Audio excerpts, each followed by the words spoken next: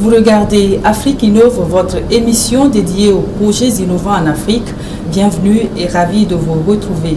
Le dossier de ce numéro est consacré à un jeune qui a plaqué une carrière prometteuse de consultant en stratégie et marketing pour se lancer en solo avec un projet inédit. Inspiré par sa propre expérience médicale, il met sur le marché togolais et ceux de certains pays de la sous-région un thé au goût unique qu'il dit être thérapeutique. Dénommé Natuté, il est fait à base des graines du quinqueliba, une plante de l'Afrique de l'Ouest réputée pour ses vertus digestives et purifiantes. Ce thé, pas comme les autres, s'est depuis peu diversifié avec d'autres saveurs telles que la citronnelle ou le gingembre. Natuté, un thé naturel aux saveurs inédites, c'est le dossier que nous présente Sénat Chico. Parmi les milliers de boissons au goût variés accessibles aux consommateurs togolais, un thé aux saveurs uniques tente de sortir du lot depuis 4 années déjà. Le Natuté, fait à base de graines de quinqueliba, une plante de la famille des Combretacées qui pousse généralement dans les pays sahéliens, réputée pour ses propriétés purifiantes et digestives. Pour l'initiateur de ce thé unique au Togo, le quinqueliba et ses vertus thérapeutiques ont été presque un miracle pour sa propre santé. Pour mon histoire, j'étais malade et hospitalisé au CHU Campus. Et il a fallu le quinqueliba pour que j'échappe à une opération, voilà, pour problème hépatique. Donc c'était tous ces éléments qui ont renforcé ou qui m'ont dit mais si tu essayais de donner une valeur ajoutée à ce produit, il pourra devenir quelque chose de bien qui vient d'Afrique pour le monde. La particularité de nos thés, c'est que nous connaissons bien la matière première. Le quinqueliba est consommé depuis des millénaires par nos aïeux qui ont vécu longtemps. Et en tout temps, c'était même traditionnellement recommandé à chaque famille de consommer du quinqueliba le matin, avant que les enfants n'aillent au champ ou à l'école, etc. Et nous avons perdu le fil Afrique.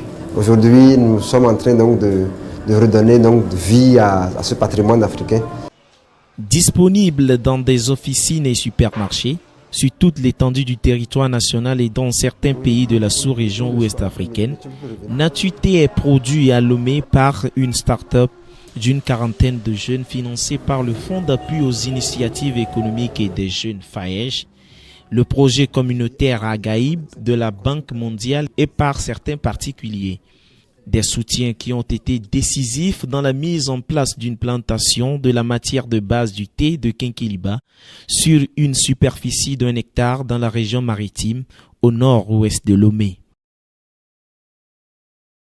Avant de comptabiliser les 25 000 boîtes du thé par an, les graines du quinqueliba extraites de plantes depuis ce champ sont façonnées dans un long processus qui requiert les mains humaines mais également des moulins électriques. Dès que nous ramenons les graines du champ, ils sont reçus, ils sont triés, ils sont lavés, ils sont séchés avant de passer à la torréfaction. C'est après la torréfaction, on va à la mouture.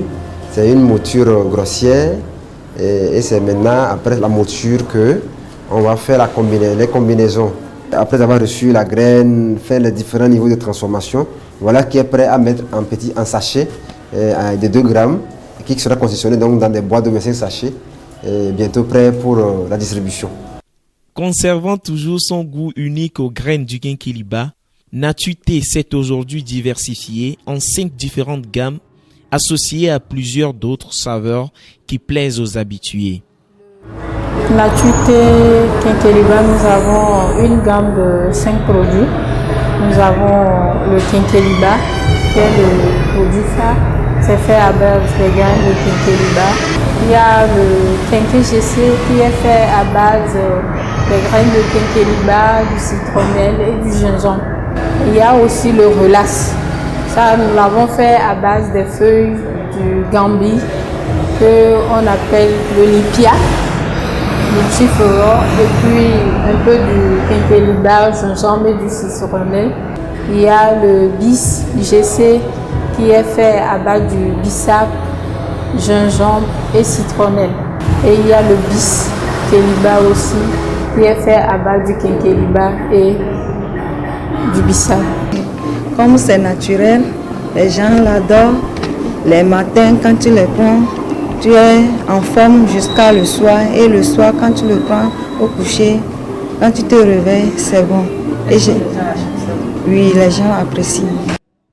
Et comme depuis sa création en 2013, avant leur mise sur le marché, les produits Natu-Thé passent par une batterie d'analyses réalisées par des institutions nationales telles que l'Institut togolais de recherche agronomique ITRA et l'Institut national d'hygiène INH répondant aux normes internationales. Chez nous, nous passons d'abord par l'Institut national d'hygiène, l'INH, qui fait les tests bactériologiques et qui voit vis-à-vis des critères donnés que le produit est de bonne qualité. Mais ce n'est pas fini. Maintenant, l'ITRA va récupérer donc les résultats d'analyse de l'INH et faire d'autres analyses physico-chimiques pour voir la toxicité, le contenu nutritionnel, le taux de fer, de magnésium, de cendre, etc., la teneur d'eau, et puis voir l'emballage utilisé. Est-ce qu'il a été contaminé ou non, etc., avant de nous délivrer le certificat de salubrité. Donc c'est après le certificat que le ministère du Commerce nous délivre l'autorisation de mise en marché. Mais en dehors de ça, à l'interne, nous avons un responsable qualité qui chaque semaine vient suivre les ouvriers et puis l'ensemble des dispositions. Est-ce qu'il y a la dispositif marche en avant? Et puis surtout, nous travaillons conformément au système HACCP que les grandes industries agroalimentaires suivent afin donc d'éviter des risques sur leurs produits. Tout le monde ne va pas en pharmacie ou en supermarché. Nous voudrions rendre le thé de Kenkeliba disponible. Donc, c'est approcher les cafétérias pour que ceux qui viennent prendre du Lipton, désormais, ils ont le thé Made in Togo, Made in Africa. Natu-Thé qui dispose d'un club de recherche et développement où le thé est constamment évalué par divers experts internes et externes de la société, a été également jaugé au sein de la Fédération togolaise des tradithérapeutes professionnels.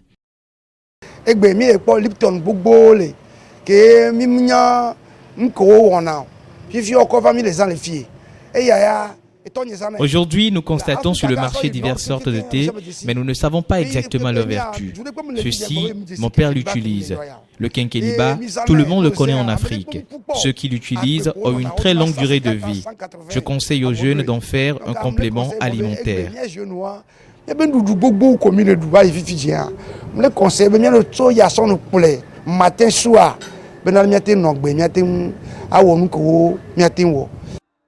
S'inscrivant de plein pied parmi les initiatives de jeunes Africains qui, malgré les difficultés, apportent des solutions innovantes à leur communauté, le projet Natu-Thé a déjà été primé lors des expositions agroalimentaires locales et internationales. Nous avons donc été reconnus chevaliers de l'Ordre national de mérite et nous avons reçu le prix du meilleur projet donc du Fayège aussi. Merci de rester à notre compagnie. La suite d'Afrique Innove, c'est avec notre invitée du jour, Madame Adjia Tchapo Condor Dapou. Elle est nutritionniste. Bienvenue à vous et merci d'avoir répondu à notre invitation. Merci beaucoup. Alors, avez-vous déjà goûté au thé de Kenkeliba? Bien sûr. Alors, à quel moment le thé peut être utile à l'organisme? Comment peut-il être utile à l'organisme? Ok, très bien. Comme les présentateurs ont su le dire, c'est un nettoyant de l'organisme. Donc, tout nettoyant de l'organisme devait être pris en dehors des repas. Donc, à jeun, pour avoir le meilleur apport d'un thé, c'est à jeun. Revenons au thème de notre entretien. Quels sont les aliments qu'on appelle les diurétiques? Quels sont ces aliments? Donc, les aliments qu'on appelle diurétiques sont des aliments qui augmentent le volume des urines d'une personne. Mais il faut dire que le meilleur aliment dans ce sens, c'est l'eau. L'eau est un diurétique. En ce sens que lorsque vous prenez l'eau, vous allez avoir tout de suite, si vos organes sont normaux, bien entendu, vous allez avoir un avis d'uriner. Donc, lorsqu'on parle de diurétique, il faut aussi penser immédiatement à un besoin de sodium. Je vais parler du sel. Donc, le sel que nous utilisons dans notre alimentation, nous avons un besoin qui est relativement très faible, mais nous avons un apport très supérieur. Par exemple, un adulte normal, en bonne santé, a besoin de à peu près 1 gramme de sel par jour. Et lorsqu'on fait des évaluations, on voit qu'on en apporte jusqu'à 8 grammes, 7 grammes de sel par jour. Vous voyez l'excédent. Donc le sel et le potassium constituent ce que nous appelons un équilibre avec l'eau dans l'organisme. Nous avons le milieu extracellulaire. Quand vous regardez les organes du corps, c'est comme ils baignent dans l'eau. Si vous prenez par exemple le cerveau, c'est le cas du cerveau est beaucoup plus palpable, c'est comme il baigne dans l'eau. Donc l'eau dans laquelle il baigne, c'est l'eau extracellulaire, mais lui-même il est constitué de l'eau aussi, et c'est l'eau intercellulaire. Et donc il y a un équilibre que nous appelons équilibre électrolytique entre l'eau extracellulaire et l'eau intracellulaire. Lorsque un milieu est plus osmotique, est plus concentré, il y a le phénomène qui amène l'eau dans le milieu le moins concentré. Donc c'est ce phénomène qui permet de pouvoir évacuer les urines, bien entendu, qui va évacuer l'excès de sodium qui est dans notre corps, que nous apportons par notre alimentation, que nous ne veillons pas, parce que chaque aliment contient du sodium. Donc l'excès doit être évacué pour maintenir l'équilibre à sa place. Donc il y a, lorsque nous essayons de prendre de l'eau par exemple, et le milieu extracellulaire devient moins concentré, il attire le surplus de sel et il y a un équilibre qui est toujours normal, qui permet à une personne d'évacuer librement à ses occupations sans pour autant participer à ce phénomène qui est métabolique normal. Alors, outre l'eau et le thé, est-ce qu'il y a d'autres aliments qui jouent ce rôle-là? Oui, bien entendu, les fruits en général et les aliments qui sont riches en potassium en général jouent ce rôle de façon naturelle. Je vais parler par exemple du citron. C'est un diurétique et il est connu de tout le monde. Et puis, il y a les oranges qui aussi, en fait, les agrumes, les pamplemousses, les oranges, les mandarines, tous ils ont un apport riche en potassium et donc ils permettent, puisque le milieu extracellulaire il est plus riche en sodium et le milieu intercellulaire lui il est plus riche en potassium. Or il faut un équilibre. Donc lorsqu'il y a apport d'eau, bien il y a toujours un échange qui se fait et c'est le rein qui en pâtit la grande partie. Justement, dans le sujet, il a associé le thé au gingembre, à la citronnelle, au citron, et il dit que c'est thérapeutique. À quel moment un thé associé à ce genre de saveur peut être un remède quelconque pour l'organisme? Il faut dire que le thé qui est thérapeutique, nous sommes en train de parler de la nutrition. Et donc le côté thérapeutique revient vraiment aux phytothérapeutes qui en sont vraiment spécialistes. Nous parlons de la nutrition et lorsque nous consommons quelque chose, bien entendu, et si nous le consommons bien, il y a des effets qui sont plus ou moins immédiats. Maintenant, quand on l'associe avec le gingembre, qui est aussi connu pour cette vertu thérapeutique, qu'on ne veille ou pas, qui est connu de tout le temps, et cicatrisant tout, et qui a vraiment des effets qui sont connus par rapport à l'estomac. Donc quand on associe le gingembre par exemple à un thé, il va avoir l'effet d'abord du thé et l'effet du gingembre et qui va s'associer naturellement. Alors, quelle est la différence entre aliments, nourriture, repas et nutriments? Très bien. Donc un aliment c'est quelque chose que nous mangeons. Mais on peut prendre plusieurs aliments pour en faire un repas. Vous voyez, si je prends par exemple le mil ou le maïs, je peux l'appeler un aliment.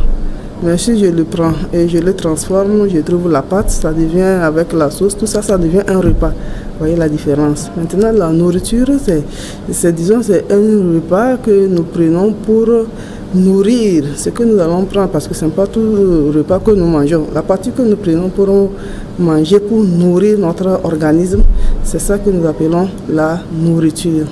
Les nutriments alors? Les nutriments, lorsque nous nous nourrissons, le phénomène de digestion permet de scinder cette nourriture en deux parties. Donc une partie qui va aller dans notre sang, que nous appelons les nutriments, et maintenant l'autre partie qui va aller naturellement dans les déchets. Alors pour finir, est-ce que vous avez un conseil de repas idéal pour conserver un corps sain? Bien sûr. D'abord, il faut, ça se dit sur tous les lèvres, un repas équilibré. Un repas équilibré un repas qui est composé de différents types d'aliments. Le plus facile que nous pouvons dire à tout le monde, c'est les glucides,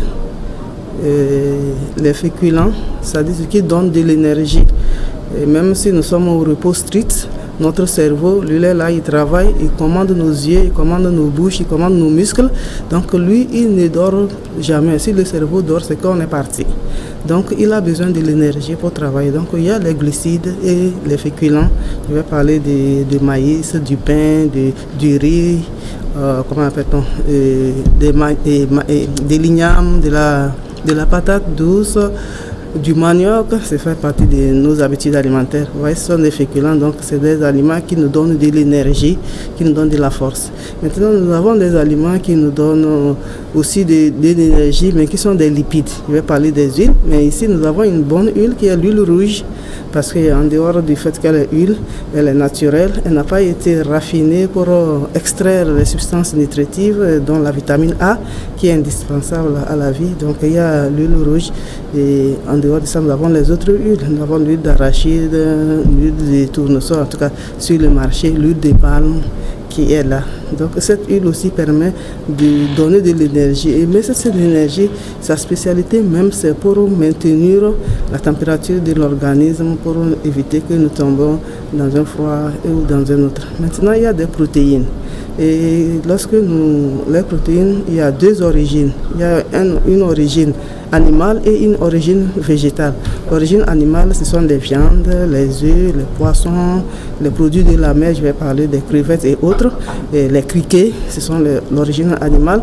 Et nous avons l'origine végétale. Et ça vient des légumineuses. Je vais parler de haricots, je vais parler du soja, je vais parler de boinjou, je vais parler des sésames. Vous voyez, donc il y a l'origine. Les protéines, leur rôle, c'est nous permettre d'abord de grandir, mais aussi de nous permettre de renouveler nos cellules. Nos enzymes, nos salives, tout ça là c'est fait à base de protéines. Donc nous avons besoin de ça, même si nous avons fini la croissance. Et maintenant nous avons des aliments que nous appelons les aliments de protection. Qui sont les fruits et les légumes, et donc qui nous apportent les vitamines et les sels minéraux et les antioxydants et les fibres alimentaires. Tout ça là c'est indispensable à la santé de l'homme. Donc dans une alimentation équilibrée, il faut veiller à ce qu'il y ait ces trois groupes, et en dehors de ces trois groupes, il faut ajouter l'eau qui couvre les trois, qui n'est pas un groupe mais qui est indispensable à la santé. Maintenant, par rapport au nombre de repas qu'il faut, pour toi et moi, on peut dire que ça fait 3 repas par jour, et ça dépend du temps que les aliments font dans notre organisme pour être évacués. Mais on peut s'éduquer et changer cette habitude.